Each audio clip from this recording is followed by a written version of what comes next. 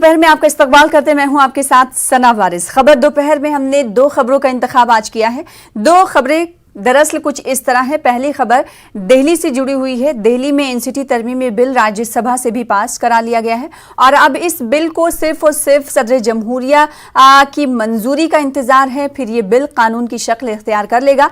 लेकिन इस तजवीज से लेकर राज्यसभा और लोकसभा से मंजूर कराने तक की जो राहें थी सरकार की, वो दुश्वार तो नहीं कहेंगे, लेकिन हाँ सरकार के लिए मुश्किलात जरूर सामने आए, क्योंकि अपोजिशन पार्टियों की तरफ से और दिल्ली सरकार की तरफ से इस कानून को काला करार दिया गया है। तो वहीं बीजेपी का यह कहना है कि हमने सिर्फ इस बिल के जरिए ये साफ करने की कोशिश की है कि एलजी और दिल्ली सरकार के दरअसल इख्तियारात कहां और कैसे हैं और कितने शफाफ हैं। वहीं दूसरी खबर की अगर हम बात करेंगे तो महाराष्ट्र से जुड़ी हुई है। महाराष्ट्र में जैसे कि हम जानते हैं कि लगातार कोरोना के केसेस बढ़ रहे हैं। आज फिर नया रिकॉर्ड महाराष्ट्र ने बनाया है, लेकिन ये रिकॉर्ड अच्छा रिकॉर्ड नहीं है, क्योंकि 31,000 से ज्यादा केसेस आज महाराष्ट्र में सामने आए हैं। उधर महाराष्ट्र में सियासी बहरान भी चल रहा है। सियासी बहरान इसलिए क्योंकि महाराष्ट्र के सामने दो चुनौतियां आ गई हैं। एक तरह उनकी सरकार पर कई तरह के इल्जामात लग रहे हैं, एचएम पर कई तरह के इल्जामात हैं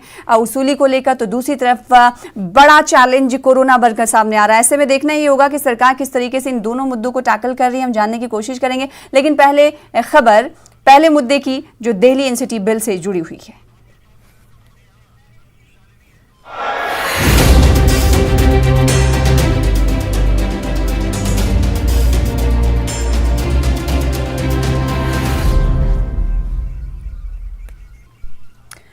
तो लोकसभा के बाद राज्यसभा में एलजी को हुकूमत करार देने वाला एनसीटी तरमीमी बिल 2021 मंजूर कर लिया गया। इस दौरान तमाम अपोजिशन पार्टियों ने मुत्तहिद होकर बिल की मुखालिफत की। आपने इस बिल की मंजूरी को जमहूरियत के लिए काला दिन करार दिया है। The Government of National Capital Territory of Delhi Amendment Bill 2021 as passed by Lok Sabha be taken into consideration. Those in favor will please say aye. Those against will please say no. I think the ayes have it, the ayes have it, the ayes have it. The motion is adopted. Delhi के lieutenant governor को दिल्ली हुकूमत के Mousavi बनाने की कोशिश करने वाला NCT तरमीमी bill 2021 को बुध के रोज पार्लियामेंट में मंजूर कर लिया गया।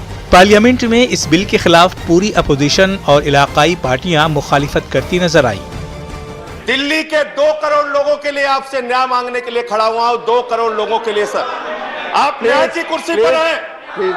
130 करोड़ हिंदुस्तानियों के लिए न्याय मांगने खड़ा हुआ हूं और देश के संविधान को बचाने के लिए, भारत के संविधान को बचाने के लिए इस सदन के एक एक सदस्य से न्याय मांगने खड़ा हुआ हूं सर। राज्यसभा में 12 और लोकसभा में हिज़्ब इख्तिलाफ की 9 सियासी जमातों ने इस बिल की मुखालिफत की। ऐवान के बाहर दिल्ली के वज़ीर आला अरविंद केजरीवाल, जिन्होंने इस बिल को अपनी हुकूमत को नुकसान पहुंचाने के इक़दाम के तौर पर पहले ही तनकीद का निशाना बनाया था, इसकी मंजूरी को अफसोसनाक दिन करार दिया। जबकि नायब वज़ीर आला मनीष सिसोदिया ने इसे जमहूरियत के लिए यौम सयाह करार दिया। राज्यसभा में 14 जमातों के 16 अरकान पार्लियामेंट ने इस मुबाहिसे में हिस्सा लिया। इत्तेहाद का मुजाहरा करते हुए Congress, AAP, TMC, BJD, DMK, YSRCP, SP, CPIM, Shiv Sena, Shiromani Akali Dal, TDP और एनसीपी के नुमाइंदों ने इस बिल की मुखालिफत की। सिर्फ बीजेपी और उसकी इत्तेहादी आरपीआईए बिल के हक में नजर आई। अपोजिशन की सफ़ों को फरोग देते हुए वाईएसआरसीपी, जिसने लोकसभा में बिल की हिमायत की थी, ऐवान बाला में इसकी मुखालिफत की। अगरचे इस बिल को राज्यसभा में 45 के मुकाबले 83 वोटों से मंजूर किया गया, लेकिन इस कार्रवाई में कांग्रेस, एसपी, वाईएसआरसीपी, बीजेडी और एएनए-डीएमके ने वॉकआउट किया। Bureau report, news 18 Urdu. तो अब सवाल ये उठता है कि क्या करेंगे केजरीवाल। सबसे अहम सवाल ये है, क्योंकि हम देख रहे हैं कि आप सरकार की तरफ से लगातार प्रोटेस्ट इस हवाले से किया जा रहा था, चाहे वो पार्लियामेंट के अहाते की बात हो, पार्लियामेंट के अंदर की बात हो या फिर सड़क की बात हो। जंतर मंतर पर भी मुजाहरा देखने को मिला और सबसे अहम बात यह है कि आप को इसमें साथ मिल रहा है कांग्रेस का और दीगर अपोजिशन पार्टियों का। अब दो खास मेहमान हमारे दरमियान मौजूद हैं इस पर बातचीत करने के लिए। नेहा शालिनी दुआ साहिबा, जो कि बीजेपी के भारतीय जनता पार्टी की स्पोक्स पर्सन है, आपका इस्तकबाल करते हैं। करते हैं। साथ ही साथ एक और खास मेहमान विनय पटेल साहब जो कि तर्जुमान हैं आम आदमी पार्टी के, आप भी हमारे दरमियान मौजूद हैं, आपका भी वेलकम करते हैं। विनय साहब, सबसे पहले आपसे सवाल ये करना चाहेंगे कि सड़क से लेके संसद तक आपने एहतजाज कर लिया, प्रोटेस्ट कर लिया, लेकिन आखिरकार ये बिल राज्यसभा से भी मंजूर हो गया। लेकिन आम आदमी पार्टी के हवाले से सबसे ज्यादा हैरत वाली बात यह है कि आपने आवाज तो बुलंद की लेकिन कानूनी सहारा लेने की कोई बात नहीं की। आखिर क्यों?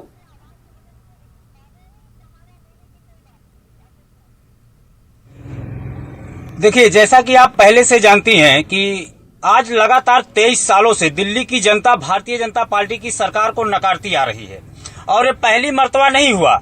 जब भी किसी भी राज्य में गैर बीजेपी शासित सरकार बनती है तो ये सबसे पहले तो उनको विधायकों को खरीदने की कोशिश करते हैं और अगर विधायक किसी पार्टी के नहीं बिकते, किसी सरकार नहीं, के विजय नहीं साहब, बिकते, मेरा सवाल तो दरअसल ये था कि हर मामलों में जब एलजी और आम आदमी पार्टी सरकार के दरमियान तकरार चल रही थी 2013 के बाद से, जब हमने देखा उस वक्त आप अदालत का दरवाजा खटखटाते थे, लेकिन इस मामले में आप अदालत नहीं पहुंचे। आखिर क्यों?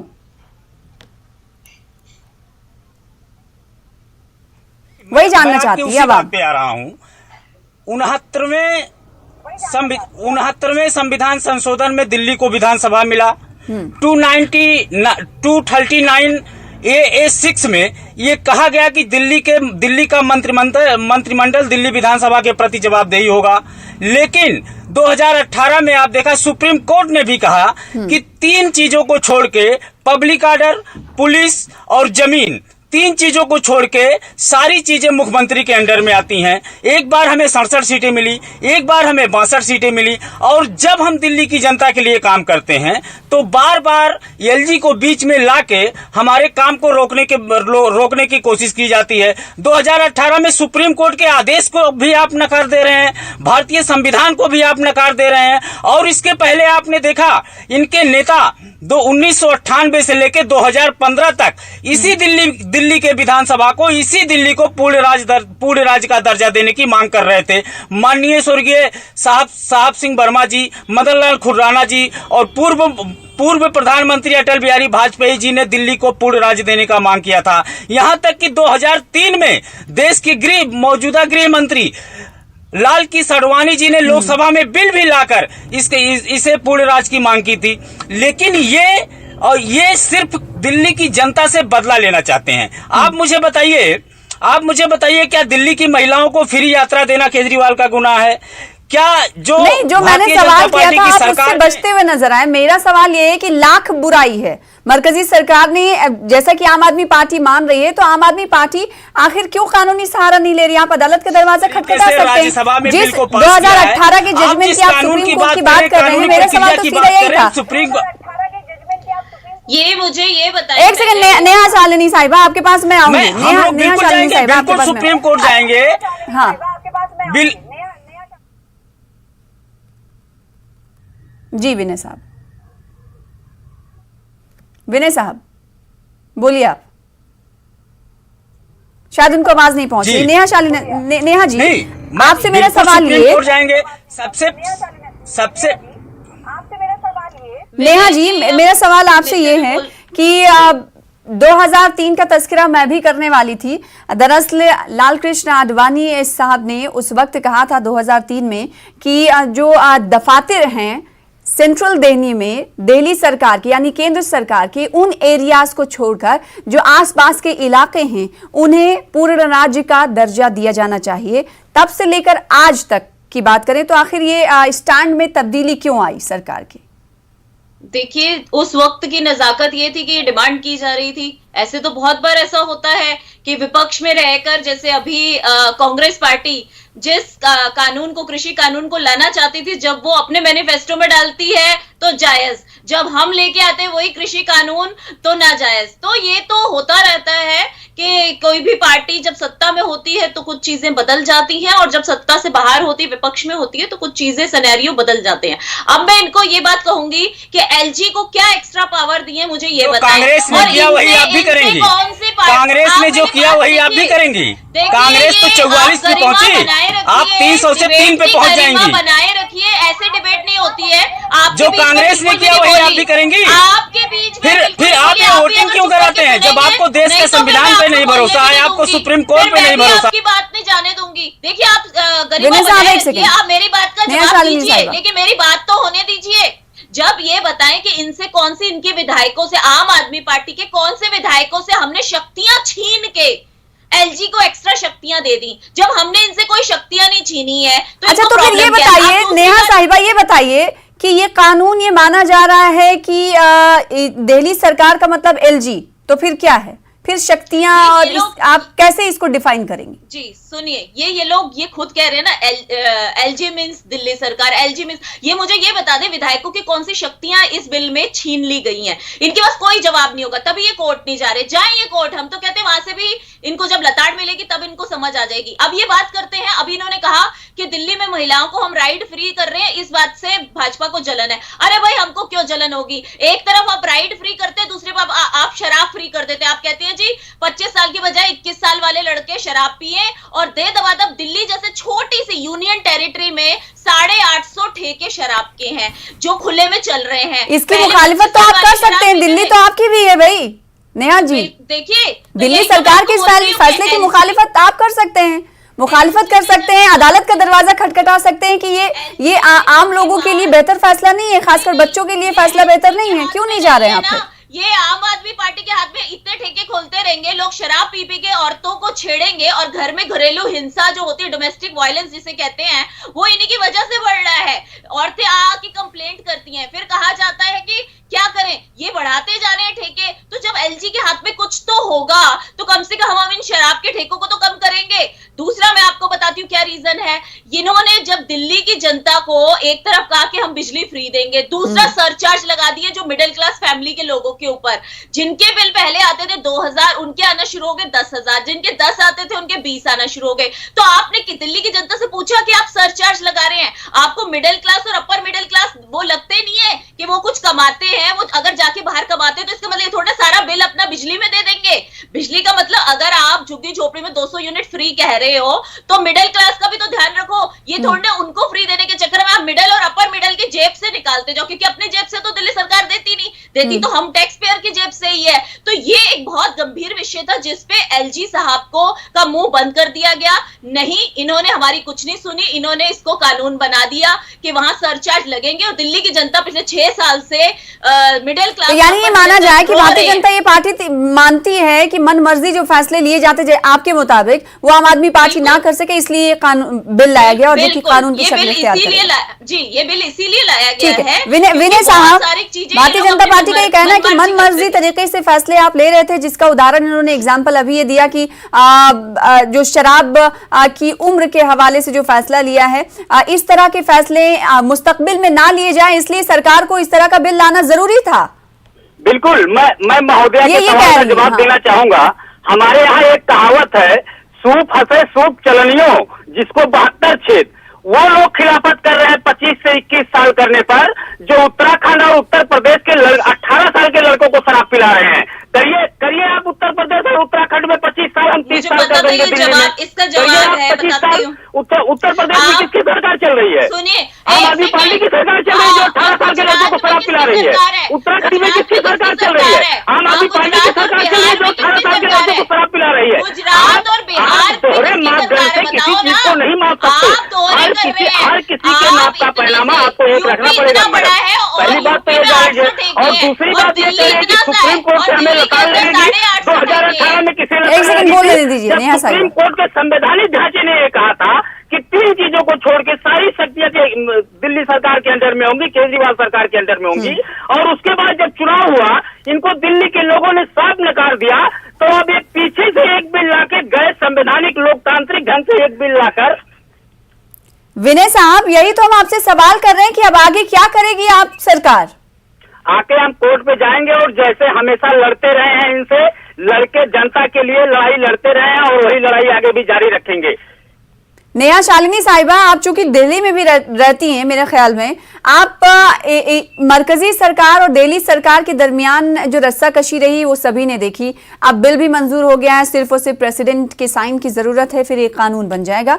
ऐसे में दिल्ली की जनता के दिल में क्या है, ये भी जानना बेहद जरूरी है। क्या भारतीय जनता पार्टी ने ये जानने की कोशिश की या फिर ये थोपने वाला बिल माना जाए? ये मैं एक मिनट दिल्ली की शालिनी जी से जनता का कहना ही चाहता हूँ, विषय है, शालिनी तभी जी तो ये दिल्ली में कदम रहती उठाए हैं, हैं। कम ये से कम लोग अगर राजनीति ये छोड़ बात के अपने करते आत्मा की हैं, आवाज ये लोगों सुनिए। को शर्म और नहीं दिल्ली में आती। बस की ये फ्री लोग यात्रा बात तो आप भी करते करती हैं होंगी ना, यूपी की, घर के बिजली का बिल उत्तराखंड आपके की, तो ये बात आपके क्यों भी नहीं घर के करती बिजली गुजरात? का बिल आप भाई आता साहब, होगा, आपके मुंह के पानी अंदर आप भी से मुक्त अपनी पड़ती सीढ़ी को होंगी। जरा बंद करेंगे। और आपके ये बच्चे अपनी जिस गवर्नमेंट सीढ़ी को स्कूल में आप बंद विनय साहब, करेंगे। एक सेकंड। आपका नाम अच्छी है मिलेगी। उनका जवाब सुनो, फिर लौटूंगी आपकी आपकी आवाज को सुनिए, राजनीति विनय छोड़िए। साहब एक सेकंड, आप दोनों एक साथ बोल रहे हैं, समझ नहीं आ रहा है। नहीं, आपने मुझसे नेहा सवाल नेहा किया, नेहा नहीं साहिब बोल आपसे रहे हैं। सवाल किया था कि दिल्ली के अवाम क्या चाहते हैं, क्या इस तरफ सरकार ने ध्यान देने की कोशिश की?